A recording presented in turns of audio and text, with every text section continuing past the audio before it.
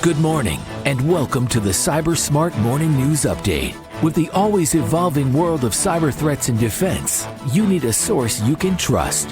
FBI retired Special Agent Darren Mott guides you through today's intricate cyber landscape and brings you the latest headlines and insights and what it means to you. Let's dive into today's cyber news. Good morning, friends. It is Wednesday, February 5th, 2025. This is day 5 of Gold Shield Cyber's existence and also the Wednesday version of the Cyber Smart Morning News Update. Thanks so much for joining me. I am your host, Darren Mott, retired FBI Supervisory Special Agent, author of the book Get Cyber Smart, and guy trying to figure out how to do business and kind of not figuring out very well, but we'll get there. Let's get into the news because there was so much. I mean, I was going through my news feed today and I'm like, this is a good one. Oh, this is a good one. And I don't know how I'm going to keep it all in 15 minutes, but I will do the best I can. First is from databreaches.net. That's a new source for me. And the reason I had to go here is because I couldn't read the Wired article, but this is the same one. This is Mark Kierbleber reporting. And Mark, I'm pretty sure I mispronounced your name, but sorry about that. It's called Kept in the Dark. Meet the hired guns who make sure school cyber attacks stay hidden. This is from that's not really good file. Schools have faced an onslaught of cyber attacks since the pandemic disrupted education nationwide 5 years ago. Yet district leaders across the country have employed a pervasive pattern of obfuscation that leaves the real victims in the dark in investigation by the 74 shows. The 74 is a nonprofit news site covering education. An in-depth analysis chronicling more than 300 school cyber attacks over the past 5 years reveals that the degree to which school leaders in virtually every state repeatedly provide false assurances to students, parents, and staff about the security of their sensitive information. At the same time, consultants and lawyers steer privileged investigations which keep key details hidden from the public. In more than 24 cases, educators were forced to backtrack months and in some cases more than a year later after telling their communities that sensitive information, which included in part special education accommodations, mental health challenges, and student sexual misconduct reports, had not been exposed. While many school officials offered evasive storylines, others refused to acknowledge basic details about the cyber attacks and their effects on individuals, even after the hackers made student and teacher information public. So, who's doing this? That's a good idea. It says, looks like that's because, so basically it says the hollowness in schools messaging is no coincidence when I'm talking about not giving out information. That's because the first people alerted following school cyber attack are generally not the public nor the police. District incident response plans place insurance companies and their phalanxes of privacy lawyers first. They take over the response with a focus on limiting schools' exposure to lawsuits by aggrieved parents and employees. And there's more to this article. It's very long. I recommend you, if you have kids in school, you read it. This is a very bad story in the sense that 300 schools in 5 years is essentially more than one per week being hacked. If during the first year, one of those schools had done an incident response plan, alerted, now there's two parts to this, alerted the parents so that parents can start protecting themselves, that'd be good. But also say, here's what happened, then perhaps some of the others would not have happened because sharing information to other school districts would potentially be able to protect them from becoming victims themselves. Now, the problem here is, if you have personal information at the schools, if you're a parent, if you're a teacher, if you're a student, that information is now gone and you didn't know about it. You had no way to protect yourself, which increases the likelihood of scams and things like that, identity theft. Pick your poison. So this is a bad thing for schools. This is not a good report. It's not getting a lot of news, obviously, because it's probably not tremendously sexy. But I recommend that you pass this link to all that you know, everybody you know, and have them look at it. And if you know your school's been breached, have a contact there. Because look, the schools are looking to protect themselves from a lawsuit, but that's not good for the people whose PII was stolen. Very bad. Bad schools. All right, theregister.com. Jude Carabas. U.S. accuses a Canadian math prodigy of a $65 million crypto scheme. New York feds today unsealed a 5-count criminal indictment charging a 22-year-old Canadian math prodigy with exploiting vulnerabilities in 2 decentralized finance protocols, allegedly using them to fraudulently siphon around $65 million from investors in the platform. Prosecutors allege ND Marian Medjadovich abused automated smart contracts used by the CyBUr swap and indexed finance protocols to enrich himself. In the case of CyBUr swap, where $48.4 million was drained from CyBUr swap elastic liquidity pools in November 2023, it is claimed that Medjadovich borrowed hundreds of millions of dollars in digital tokens, then ran several deceptive trades that he knew would cause the protocol's smart contracts to falsely calculate key variables before transferring them to a wallet under his control. Now, I'm not going to lie. This is even beyond my technical capability to understand what exactly this kid did. But what he did do was expose a glitch and fake liquidity within the system.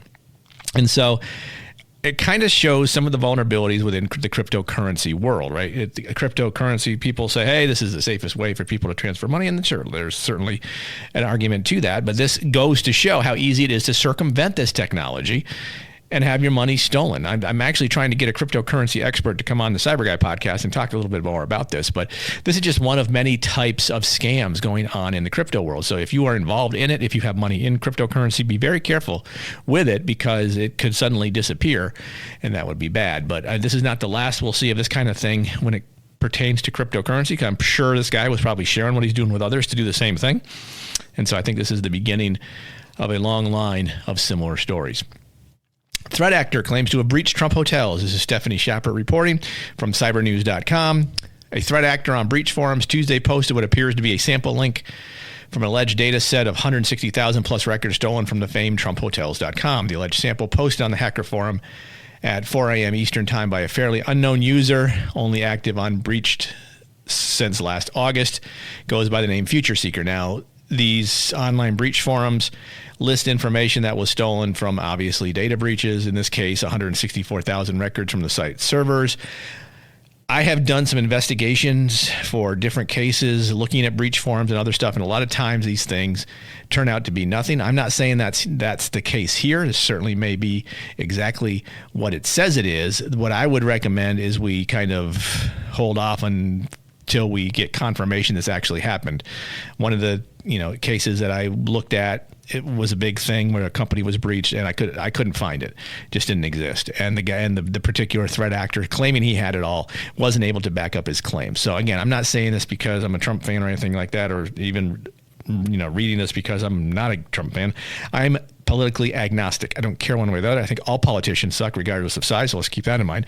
But the point being here, this may be true, but in the grand scheme of breaches, this is a pretty small one, but not small for the 164,000 people whose records might have been stolen. So hopefully they can get to the bottom of this fairly quickly, and if you're one of those 164,000, you can at least start doing the things you need to do to protect your privacy and your information.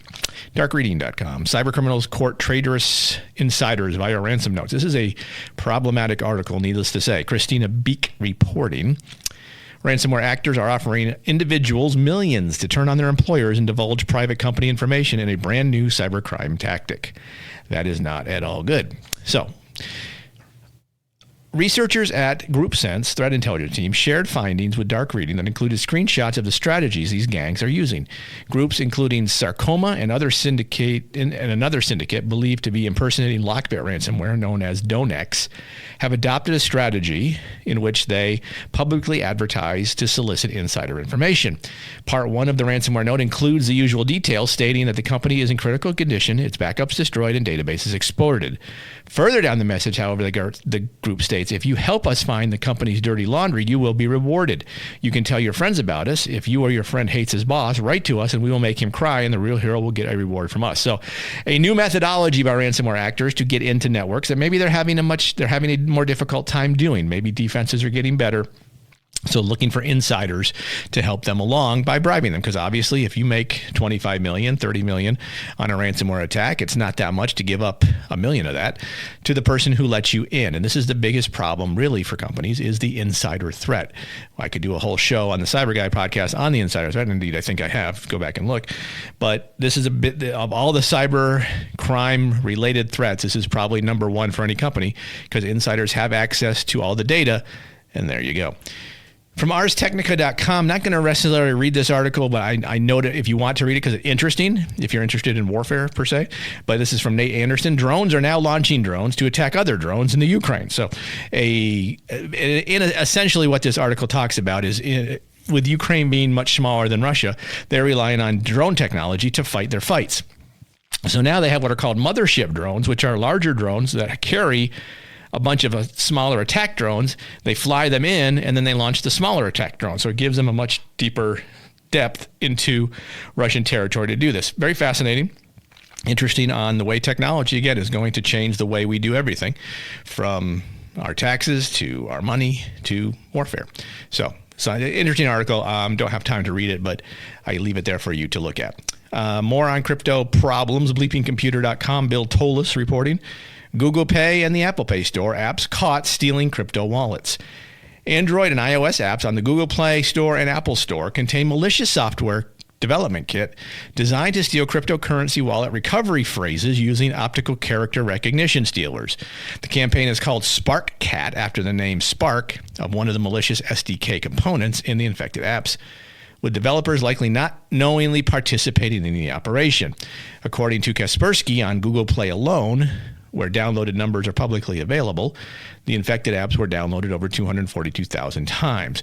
Quote, we found Android and iOS apps that had a malicious SDK framework embedded to steal crypto wallet recovery phrases, some of which were available on Google Play and the Apple Store, according to Kaspersky. The infected apps were downloaded more than 242. Okay, that's the same thing. The malicious SDK on infected Android apps utilize a malicious Java component called Spark, disguised as an analytics module. It uses an encrypted configuration file stored on GitLab, which provides commands and operational updates. On the iOS platform, the framework uses different names like gzip, Google App SDK, or STAT. Also, it utilizes a Rust-based networking module, blah, blah. There's a lot of technology around this if you want to read it. And many of these apps, there are at least 18 that are still available on their respective app stores. My guess is both will try to get them off. But the bad guys will figure out ways to get them on your computer anyway. So you have to be skeptical. You've got to be careful about what you download, put on your devices, because bad things like this can happen. Sergey Gatlin, bleepingcomputer.com. Cyber agencies share security guidance for network edge devices. Five Eyes cybersecurity agencies in the UK, Australia, Canada, New Zealand, and the US have issued guidance urging makers of network edge devices and appliances to improve forensic visibility to help defenders detect attacks and investigate breaches. Such devices, including firewalls, routers, VPN gateways, internet-facing servers, and operational technology systems, and Internet of Things devices have been heavily targeted by both state-sponsored and financially motivated attackers. Edge devices are often targeted and compromised because they don't support endpoint detection and response solutions, allowing threat actors to gain initial access to a target's internal enterprise network. In many cases, such devices also lack regular firmware upgrades and strong authentication, come with security vulnerabilities and insecure configurations by default, and provide limited logging, severely reducing security teams' ability to detect breaches. So basically, it's a big bullseye for bad guys as they find this thing and do it. So, quote, foreign adversaries routinely exploit software vulnerabilities in network edge devices to infiltrate critical infrastructure systems and networks. The damage can be expensive, time-consuming, and reputationally catastrophic for public and private sector organizations, according to CISA.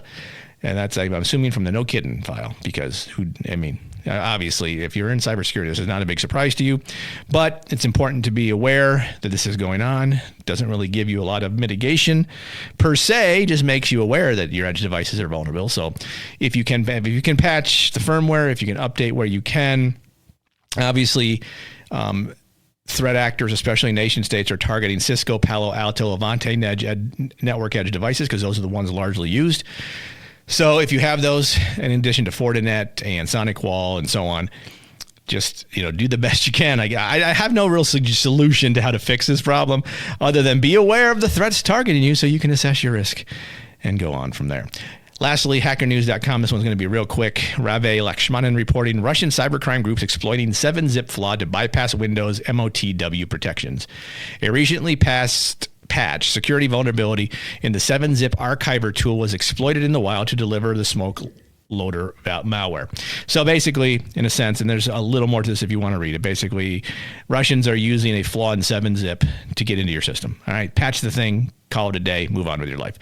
That's what I would do. So hopefully, maybe Windows will have an update in the monthly patch request, but who knows? If you want to read more on that, the article is listed. Again, I'm just making you aware of this particular problem. If you don't use 7-zip, your problem is solved. If you're not using a Windows machine, you really don't have a big problem there either. So there at least is that. With that, I'm going to let you go about the rest of your day because I'm running up on my time frame. If you have questions or comments, email me, Darren at the Cyber Guy. Find me on LinkedIn, do the things. Thanks so much for taking the time to listen, and we will be back this Friday with a Friday edition of the Cyber Smart Morning News. Have a good Wednesday.